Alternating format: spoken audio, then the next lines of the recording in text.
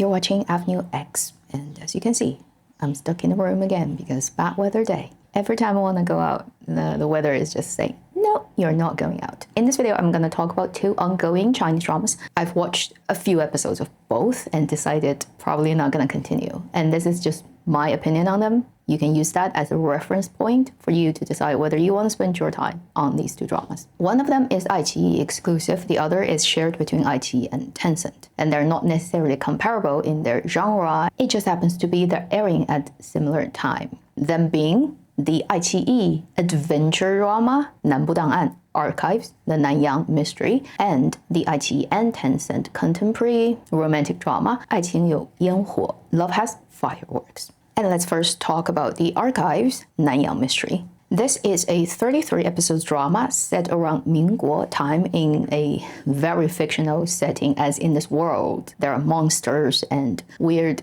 tomb gods and cult. And it is from the very famous IP that has had many different types of adaptations in dramas still till today. One of my favorite is Ultimate Note. It's coming from the same IP. The drama was shot from December to April, from the end of 24 to last year 25. It is produced, and also the script is written by the original author of the IP, known as Nanpai Sanshu. He has a real name, which is well-known, Xu Lei. And there's an ongoing joke in Chinese dramaland about if it is this IP that gets adapted to screen, and if it's this guy himself, usually it will turn out to be crappy. If it is not him involved in adaptation, often it comes out more authentic to his own writing. And this is like well known for years. So unfortunately, Archives Nanyang Mystery is one of those projects he has his own hand on. The drama is directed by, though, interestingly, the leading main director, Zhou Jingtao. He's had many different names, but basically it's the same guy who directed Guardian, Zheng Hun, back in 2018. He's the guy who also directed 一念关山. That's led by Liu Shishi and Liu Yining, because he directed one of the, probably not arguably, for sure, most successful BL adaptation drama in Chinese dramaland history. People had a lot of hope that if he's doing this one and it's led by 2 guys, it's gonna also work. This time, unfortunately, director's magic didn't really work for this. Maybe in this production, the writer and producer, the guy who owns the IP, has the most say, and if that's the case, then even the director is like not really free to do whatever he wants to do. As for the cast, well, everybody knows Zhang Xincheng, Ding Yuxi, similar age, kind of both rather popular, good-looking young guys, and you know, like it's in this type of drama, so everybody's like looking at it from that angle. The drama has aired way past the point I finished watching. I think it's like teen numbers. I've watched 8 episodes, and I did click into episode 9 and 10 to look at what it's like, but I didn't watch it. For the actual minute-to-minute watch, I did it from 1 to 8, and I think I gave it plenty of time, and I had plenty of patience to sit through, and still I couldn't really care about the characters, care about the story, like it in any way. So this is how far I'm gonna go with 南部档案. I'm not gonna continue watching. I do know they actually shot 3 different endings, and which one is gonna eventually air at the end of the drama is not decided yet at this point. It's gonna be actually based on, at least in their saying, the audience's vote. It has happened to a lot of things I've known in the past. Even when I was a kid, there was like children's dramas that has that option. In one way, you know, give it a test, it's pretty fun. But for proper, like, quite sizable production, I still don't think that's a good idea. It's a very lazy way of basically offloading your responsibility. If you're a story writer, you're responsible for your characters and story. Yet, this type of form basically is saying we completely give that to the audiences, and you go and pick, like we give you choices, and if it ends up being something you don't like, then you know it's your fault. That's basically being a coward and not stand up for what you do. Like, you spend so much money and effort and time to make something, and you cannot argue the fact that any type of creative, whether it's painting or writing or a drama, is the creator's statement. You don't even have the balls to really express what you believe in, and you have to like let other people choose for you so that you don't get blamed. Like, that's stupid.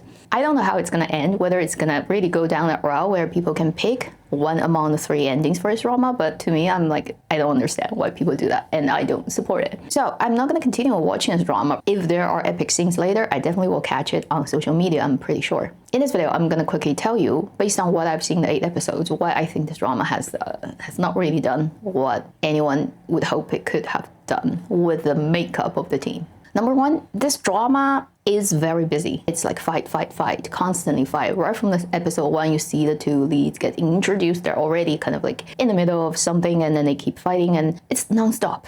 You get inundated by that information input. There's hardly any kind of like pacing. It's just like cram stuff. And they cram stuff into it before you even know what you're looking at. You don't know the characters. Say, for me, I'm not into the IP. I really don't know what is the Zhang family sort of legacy and story, although I know a little bit here and there. It's not like a system. I don't know these specific characters the story depicts, which is not really that famous compared to the canon characters of this IP. I don't know the time setting, like exactly where they are and why this worldview is like that.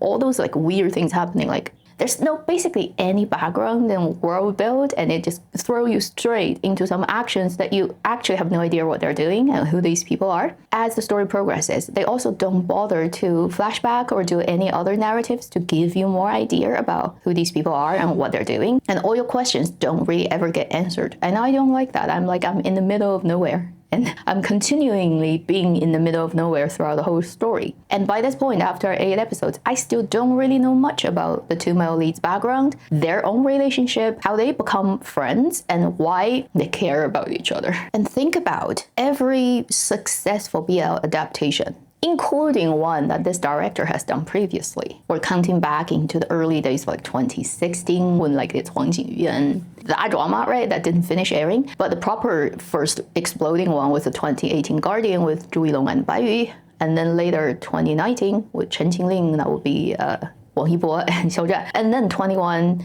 that will be Zhang Zhehan and Gong Jun's Shan Heling, Word of Honor. These three are the sort of like 3 stages of the BL adaptation in Chinese drama before it got pretty much cancelled. All these 3 stories have extensive time in the storytelling to introduce the characters individually and also how they got together, how they first met. Usually it doesn't start with like very good relationship, right? There's like a suspicion, there's like eyeing each other and trying to figure out who you are going on, and then gradually they grow into each other. For this type of drama, it's a must, right? Because audiences don't know these characters too. They don't know why they are into each other. You have to convince us they're destined for each other, and you have to do it step by step with all the plot and what goes on between them. This drama doesn't have any of that. Like I don't know who these 2 guys are even after 8 episodes, and they're immediately smashed together, and there's immediately like flirting and a kind of overly dramatic slow motion shot of them fighting weird things together like a perfectly oiled team, and they're bantering and kidding about stuff in the middle of like life-threatening situations and looking cool and go, but who are you? Sorry. You're just like basically force feeding us sugar that's not in any way earned for us. So I'm even getting the sense of they're so eager to bait and to sell that it's not genuine. It doesn't come from a real place. You know, the storyteller in this case feels like brothel owner, okay? And they're so eager to sell their prettiest girls to the customers. That's what it feels like to me when I watch this drama, that the people who are having control of the narrative don't give a shit about the integrity of their characters. They totally think of their story and their characters as commodity, and the actors too. Right? They're selling Ding Yuxi and selling Zhang Xingcheng. They think they're pretty enough, young enough, they have big enough fandom, it's too good-looking guy, and then people just therefore shoot by default ship, which is, are you kidding me? Anyway, I feel really bad for the 2 actors because they're not doing a bad job by any means. Although I don't think necessarily these 2 create a naturally very attractive couple, because in certain ways I think they have very similar vibes, and for a screen couple to work, you almost need people to compensate each other. So they have very different shape, but they happen to, you know, like match, fit into like a puzzle piece, whereas these 2 people have very strong similarities in many ways. So it's gonna be hard to work them into perfectly like super interesting fitting piece, but it's still workable if they are given good script and direction and stuff, but not this case. I watch them and I feel they put a lot of effort, and there's a lot of fighting, and it's not easy to shoot these sequences, and the actors really give out a lot of their physical effort to do these things, but the result is very not working, and I just feel it's a very wasted opportunity on those characters, on these actors' efforts, and on the production money. At the end of it, you also have to say whether some people work out the chemistry is largely not quantifiable. I think for this case in this drama, if you take all those things I've talked about previously out, just looking at these two actors, they just also happen to not really being able to work out that kind of enticing chemistry. Blame the casting director. I don't know like what you can say about it, but the end result is it is a pretty production with a lot of pretty people. Overall, it's not a bad production standard drama, but the story is unengaging. The characters is like you don't care about them. The worldview, all the adventures is like keep happening, so busy, but like who cares? It really is the type of drama that you watch and you feel you're completely not engaged with anything happening on the screen. It's just like really busy, really noisy. You look at all the people jumping around and doing stuff and you're sitting on the side and like, maybe I should go and just like clean up my room. So I watched 8 episodes and I feel it's a pity that I spent that much time and I couldn't do other things while I was watching. But it's my job, so I accept that and I'll put it to the rest and hoping the next Zhang Xincheng or Ding Yuxi drama will be better for these two actors. Then let's talk about the next one that has just aired a few episodes and I've already had my quick judgment about it. I don't think it's going to surprise me in the future episodes, and that will be 爱情有烟火 Love Has Fireworks. That's been airing on iQIYI and Tencent, and it's led by Wang Chuyan and Tan Jianci. This is a contemporary romantic drama happening supposedly now in a generic city in China, and the story is 36 episodes long. The most interesting thing about it is actually not about the drama, but all the drama that happens around the drama.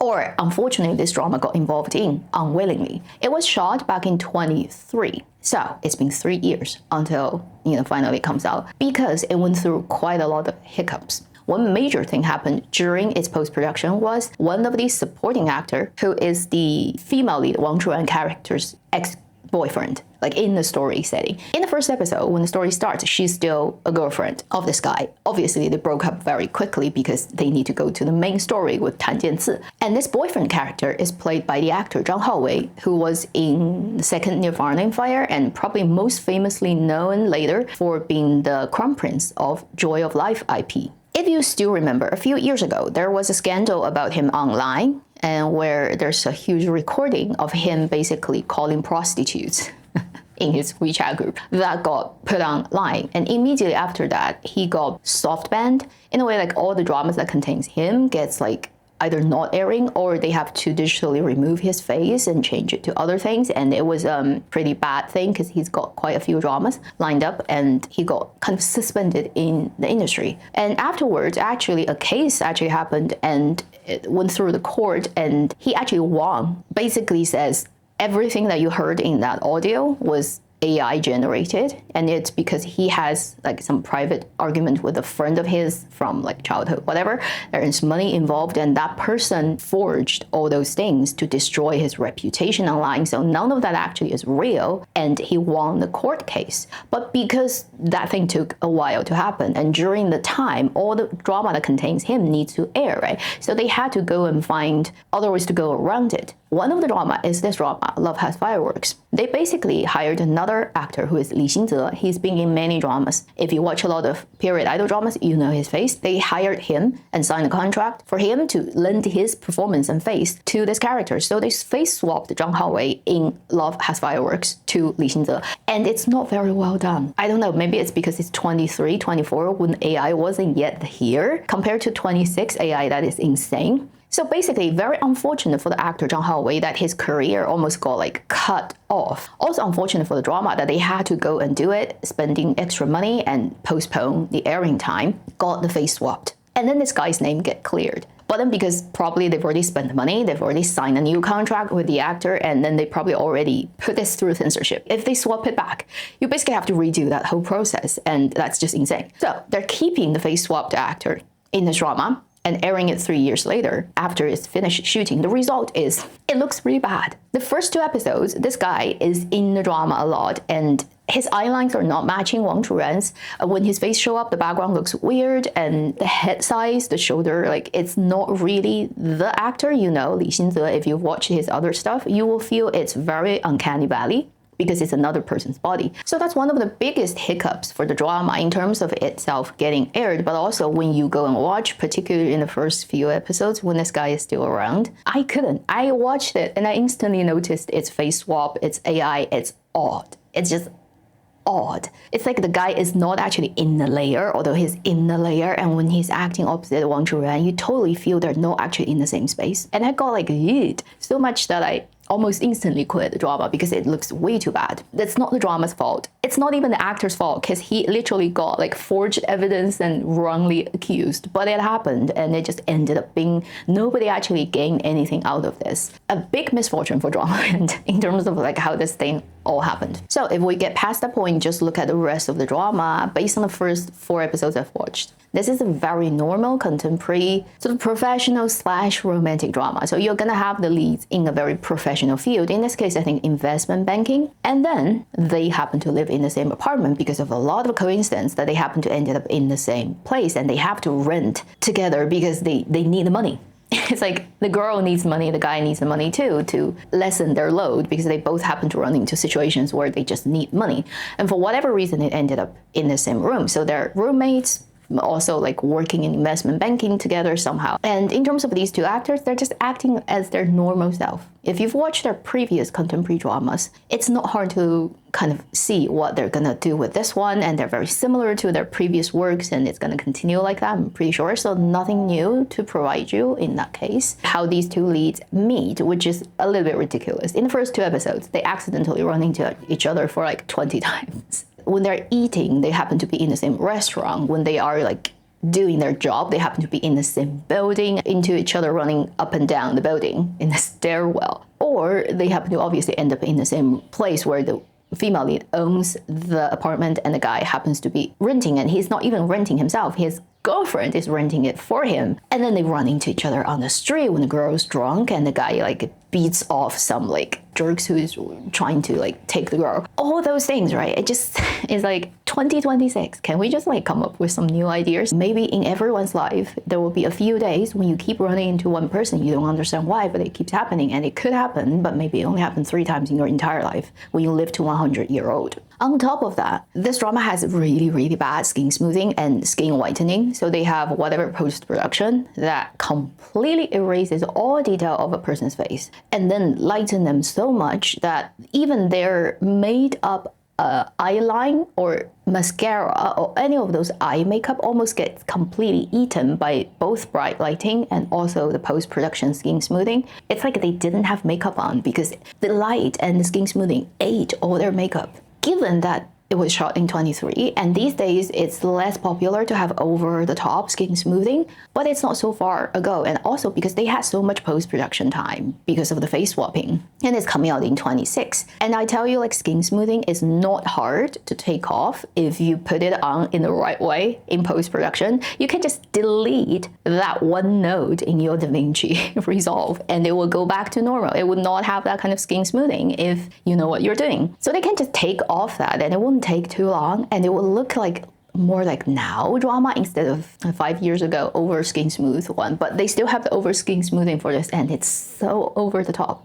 I haven't seen a contemporary drama that has this much skin smoothing for a while, and I almost couldn't deal with it because it's like I'm in an overlit, overexposure room, and I'm constantly watching those like super white face that does not make logical sense for human to have, whether you're Chinese or Caucasian. Like, you just cannot naturally have that kind of tone skin anyway. Plus the AI face swapping of that actor, and plus the clearly built set for her apartment because it is gonna have a lot of scene happening. It all feels very staged, very, very paper thin, like 2D, not like a real lived-in space, and makes the drama even less convincing than already what it is based on the first 2 episodes people meet like 50 times. And I'm like, I think I have better things to do. And also because there are other dramas ongoing, like Molly, I'm still enjoying, and also coming up on Thursday, which is when this video should go out, Wenxin Second is coming out, and I'm definitely gonna watch that drama. If it's any good as the first one, I would not give time to other dramas, right? I would just be watching Molly and Wenxin at the same time and probably forget everything else because, you know, clearly I have priorities in Dramaland. If that happens, then this drama definitely is not gonna be checked by me anymore. It is just what it is. I think even like the leading actors probably have in a way given up on it because it's too long ago. It's shot in 23, it didn't air until 26, and at this point they have both done other works that have given them sort of a little more attention here and there, and their fandom also doesn't need this drama to do anything, perform any data for them, really. So probably the leading actors are like, yeah, whatever, airs. You know, it's not my fault the delay happened, so what am I to complain about? But also there's no motivation to try to putting a lot of effort to promote it. So this drama probably is gonna get very quietly, silently, like go unnoticed. And those are the two dramas ongoing right now that I have a very quick kind of reaction in this video. It's my honest opinion. Hopefully that's useful for you to use as a reference point. Thank you for watching. I'm New X. I'll see you in my next video. Meanwhile, live long and happy drama watching.